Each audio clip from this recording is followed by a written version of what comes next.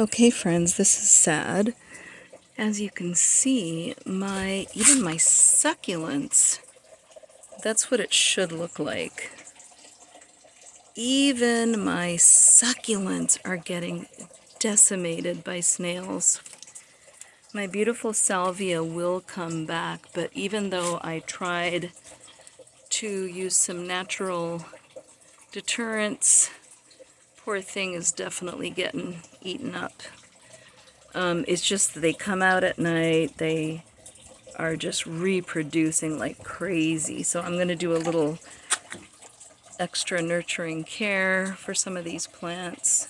Look at this poor guy. He's got snail crap and all the leaves are bitten. Very upsetting, but I will continue to work on this.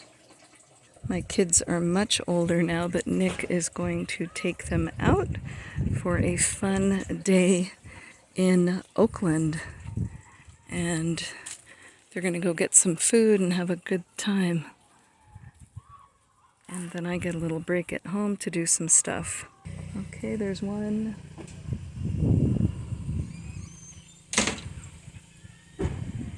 Here comes another baby. Bye, Mommy. Bye, sweetie pie. You look so cute. Austin. Guys, love you. Have fun. Okay, there they go. This is awesome. Okay, friends, I think I have been a little bit naive about the amount of damage that snails can do. Look at this, my beautiful succulents from Pacific Grove that were growing so beautifully. And I am going to be honest with you, I don't know what happened this year. I have never had such a huge snail population ever. Since I've lived here, I do not remember this happening. So they are basically eating everything. That poor plant right there. Everything's got some bites out of it. I mean, look at this poor thing. So as you can see, I do try to use natural things. I use eggshells, I use salt. What's been happening is it's been raining. So because of the rain, the salt gets washed away and becomes unworking. It does not work. And so I'm a little bummed. I definitely have a lot of snail abatement to do. And let me show you something. One thing I never realized. I had no clue. I mean, maybe I'm just really naive here, but snails are underground and they come up at night to feed. And what's been happening is I'm trying to plant a few plants which were already decimated by the snails, so they're getting planted in, but they were only out for a few days, and snails totally just like already decimated them. So what I've been doing, I've been tilling the soil here just a little bit, not too much. I want to get up all the weeds. And then I noticed that after I till, snails come up. So they're actually coming up from underground. And I know they're supposed to do that at night, but these snails are coming up during the day too. So I got some eco-friendly bait, which I've sprinkled around, and I really hope that shit works because I am upset about these little creatures.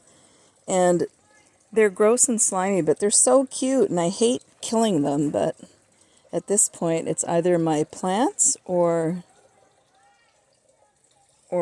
they just feast on my whole garden. Now check this out. Remember how I was saying they actually have teeth? They really do. I left a lemon down on the ground and look, they ate up the whole rind. So this lemon tree is my most protected tree. So this one I'm definitely keeping sharp track of. I've got salt all over, Epsom salt everywhere near the trunk and anywhere where they can jump up. And I do believe at this point, like, I just think they know how to do a bunch of stuff that we don't know they know how to do. So anyway, other than that, I'm enjoying a wonderful day. It's been raining, which is why we have so many snails, but today's a dry day and it's a day to do some weeding and a little bit of fun planting as well. I am so excited to get these beauties in the ground. These are going to look great. These are perennials that I got very recently. I went for a trip to Sloat in Martinez with my daughter, and we got these gorgeous pink grapefruit lupine and this beautiful heliotropium, which is a gorgeous flower, and I just love the combination of colors. Yeah, and I think for today I am gonna just do a little bit. I don't want to get totally burnt out, but everything's looking nice and the roses are actually blooming. Got a lot of new stuff coming. And look at this gorgeous fabulousness. She is getting ready to bloom like crazy, so very excited about that. As you can see, I have my little holes ready with the netting, which protects from gophers chewing up the beautiful young roots, and then the plant just literally keels over. So basically I am going to get ready to put my plants in, and this is going to be awesome. Okay folks, because of all the pest pressure and what have you, I have put down some eco slug bait. And like I mentioned, I had no idea that the snails are actually fully underground and coming up at night, which is really gross, and like tons of them come up at night. Like, I mean tons. And so what I'm going to do, and let's see, I need to make sure that there's more here coming up, which is really gross. Let me get those guys into the green waste. And yeah, let me do that first. Give me 1 second. I gotta get these pests out of here. So basically they're just gonna go in the green waste, but what I am doing is putting down some eco-friendly bait, which should help quite a bit.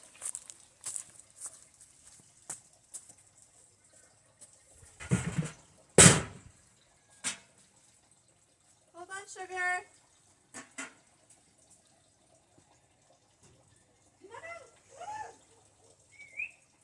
Good girl. Come on, hurry up.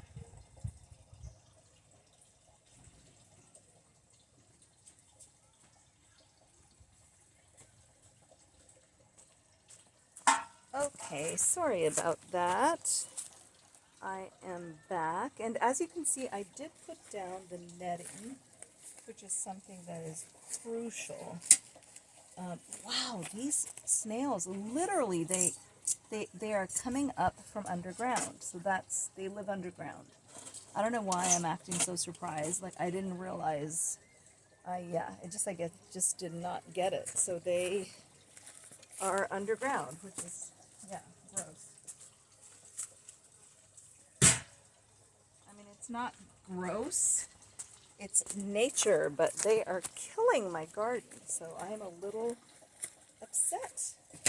But anyway, let's see. Let's go ahead and get down the gorgeous lupine, which the snail decimated.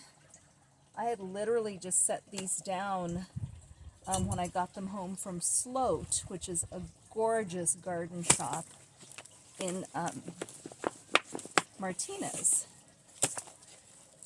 Oh boy, and I know after today my hands are going to be killing me, but that's okay because I'm getting a lot of good stuff done today. So this is a beautiful plant. It's a lupine, which is gorgeous, and since my kids went to Lupine Elementary, I have got to get some lupines in here. I have another lupine up on my little hillside that's doing so well, and that looks so cute. That's gonna look great. So basically, Sugar, come here. Sugar. Oh my gosh.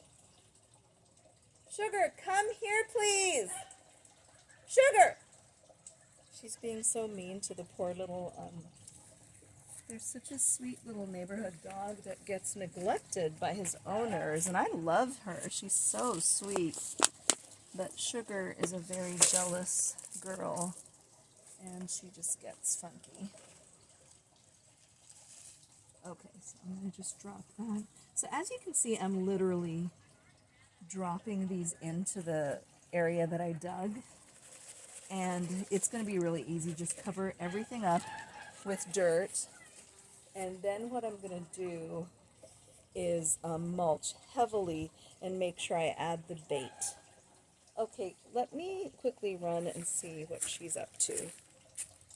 Okay, sorry about that little ordeal. I had to run because Sugar was being a little brat.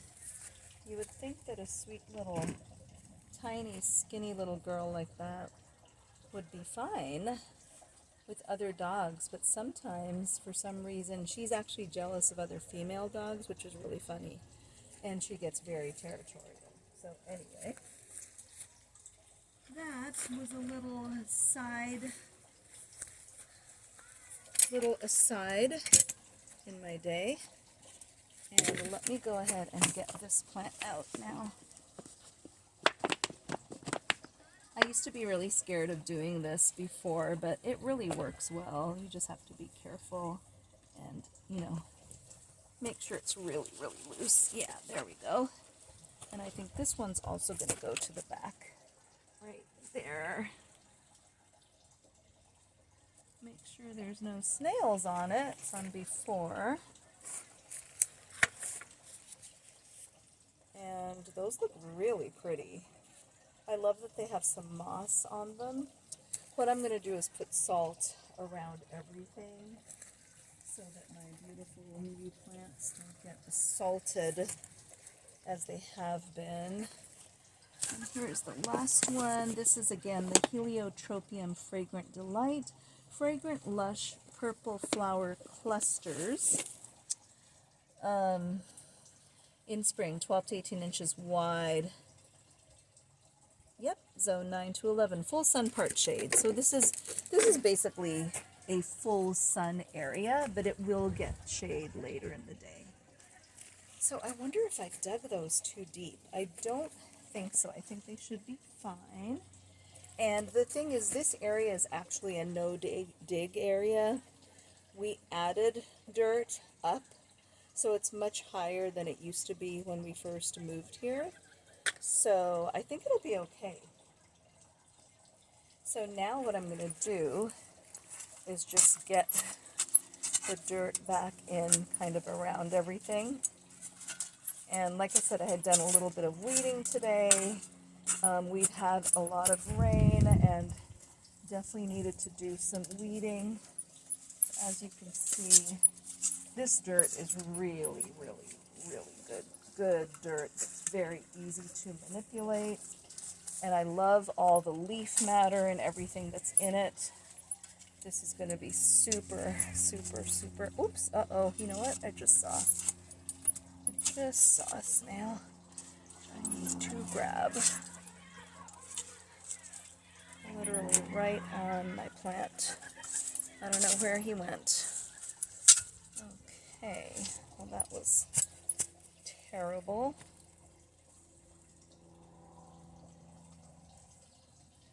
I'm going to have to redo this one because now I don't even know where the metal is. Okay, here we go. I found it. Let me get my plant back in. This poor plant, it just got eaten up and now it's really weak. And another leaf just basically fell out because it was already bit. So that sucks. But anyway, I'm going to make sure it's okay now. And let's get some of the dirt in there. And like I said, this is actually really good dirt. And put that in there. Okay, cool. And I'm going to use my hand shovel and get in around this little area here. And again, just making sure there's no snails hiding, lurking, because that's what they do. They hide and lurk all over the place.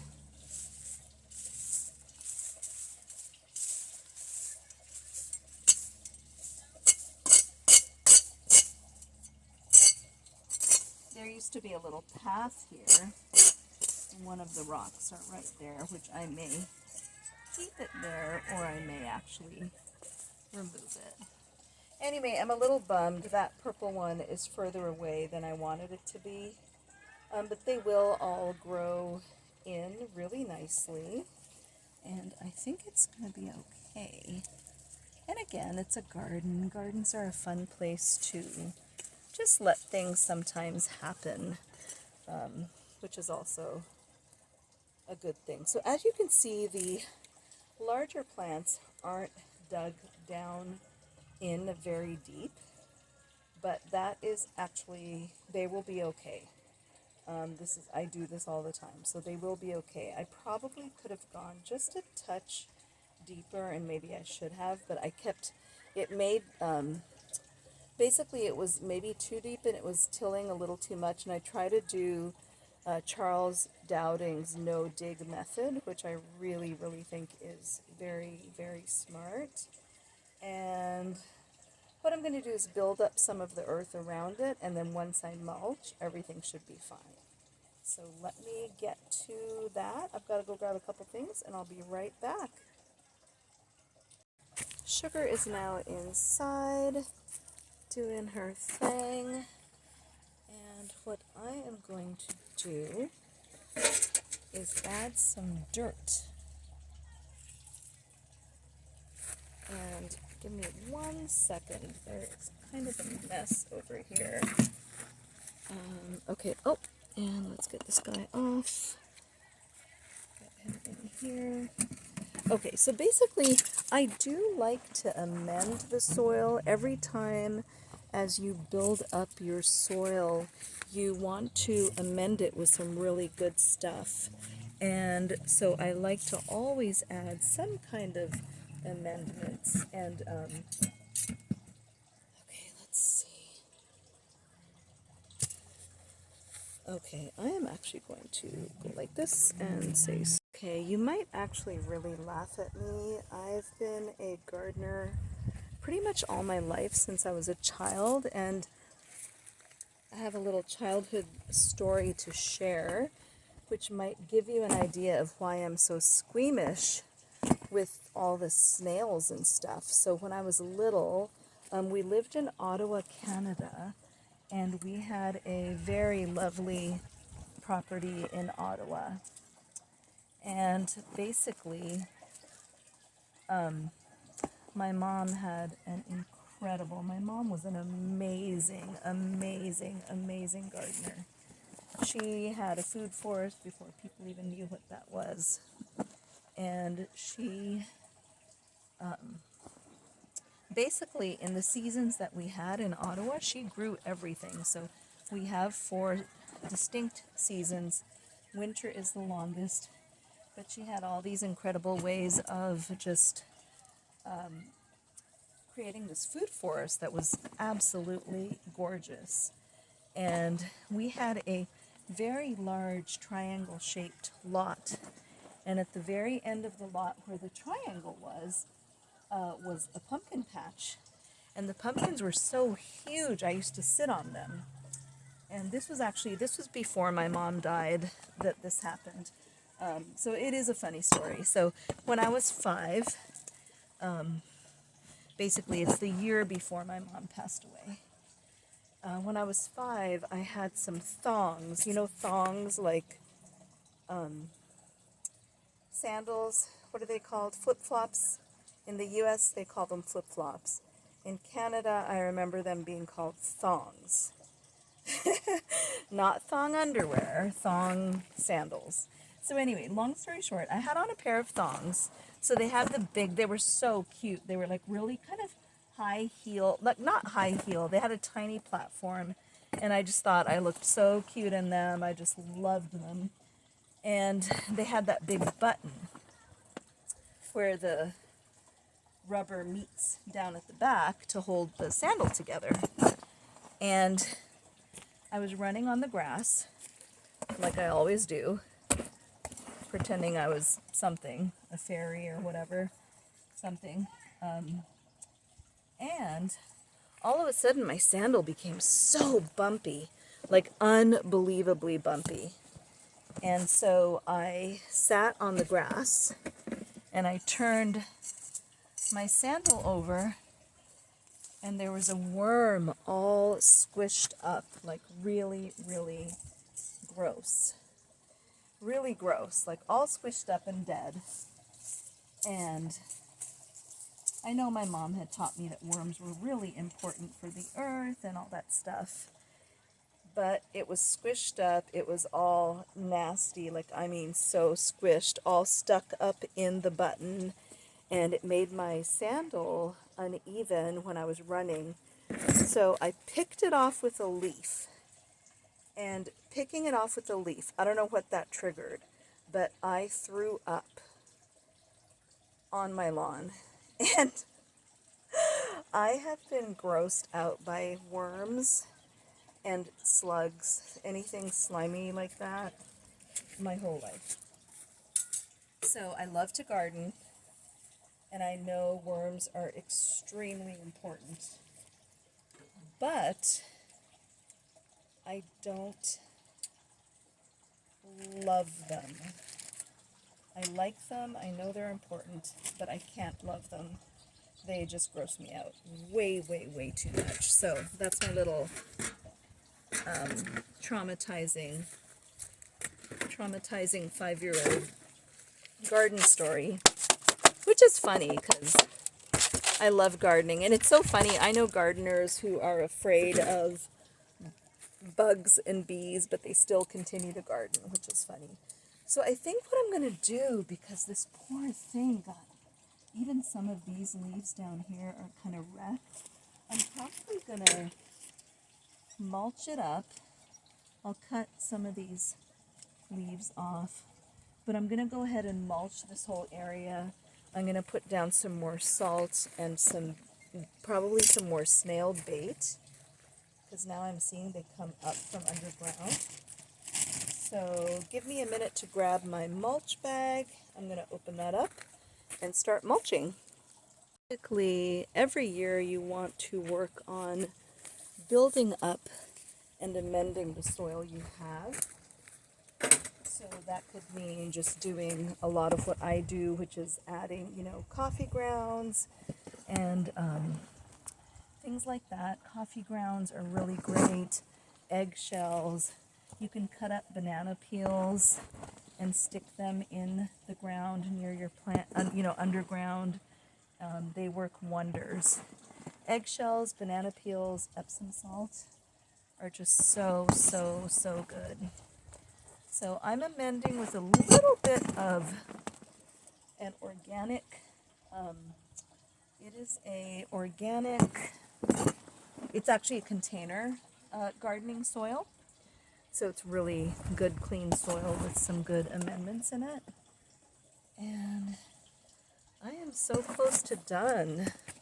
This is going to look so great. And I'm going to definitely do some protections around the plants. Even after I mulch, I'm still going to put some bait, this eco-friendly bait around. I'm a little bummed. The purple one's a little far away, but that's okay. Let's see how it looks with the next step, which is going to be the mulch. So give me 1 second to get that together. Okay, so there are several schools of thought on mulch. I like mulch because I think it looks nice. I like how it looks, and I love this brown forest product mulch. I think it's the best stuff, and I just get it. My husband gets it for me at Home Depot, and I really like it. I think it works really, really well, and it smells natural, and there's no dyes or anything in it. And so I'm just doing lazy girl mulching here. I am trying to just get it up out of the bag. I just let the bag fall down open, and I'm going to try to get as much mulch as possible. I'm going to put the bait, snail bait, around each plant because these are brand new plants, and I'm really concerned that by tomorrow morning they're just going to be like ruined. But I'm hopeful that it will be okay. I am hopeful. I'm going to stay hopeful. So anyway, yeah, there's two schools of thought. I think some people say don't mulch and try to use pebbles or rocks. I just couldn't see myself like having rocks all the way up around, like in a cottage garden, which is what I have essentially. You really can't have rocks, you know, you just can't have rocks all up and around every plant. There are so many different styles of gardens, and I wanted to actually do a little video about that. I have a true cottage garden. It's pretty whimsical. It's a mixture. There's not a lot of rhyme or reason. It's a little bit, you know, there's not a ton of symmetry. It's a very loose design, I would say, or even no design maybe. But basically, you know, something dies, I have to, you know, just replace it. Things don't last forever, and yeah. But I love a cottage garden, and as you can see, this looks so beautiful.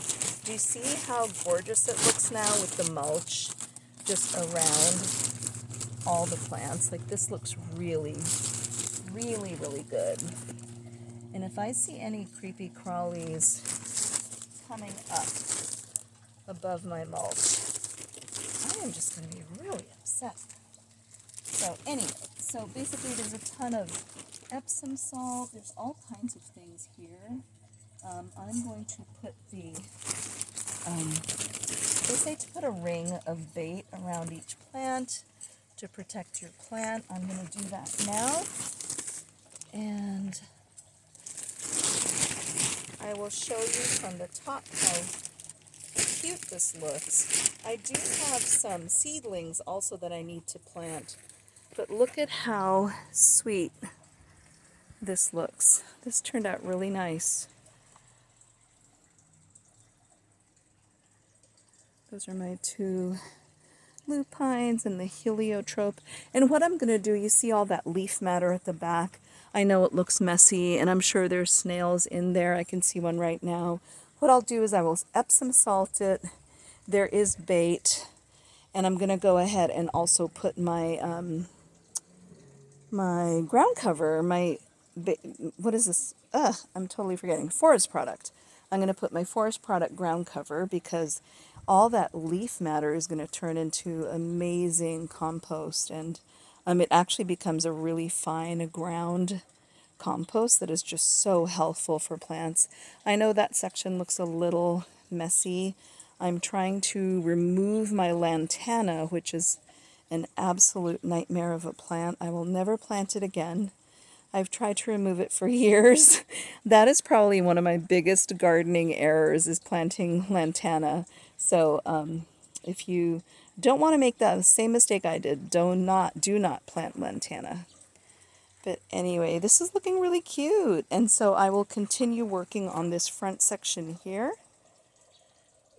So again, This is my grapefruit scented sage. Hey, Bisho! This is my bicentennial geranium, grapefruit scented sage. And those are forever plants. My climbing America rose. I have another rose here. And I think those guys are coming out because I don't like having to do too much deadheading. And if you don't deadhead those, they look a mess. Okay, so here is my Epsom salt around each plant.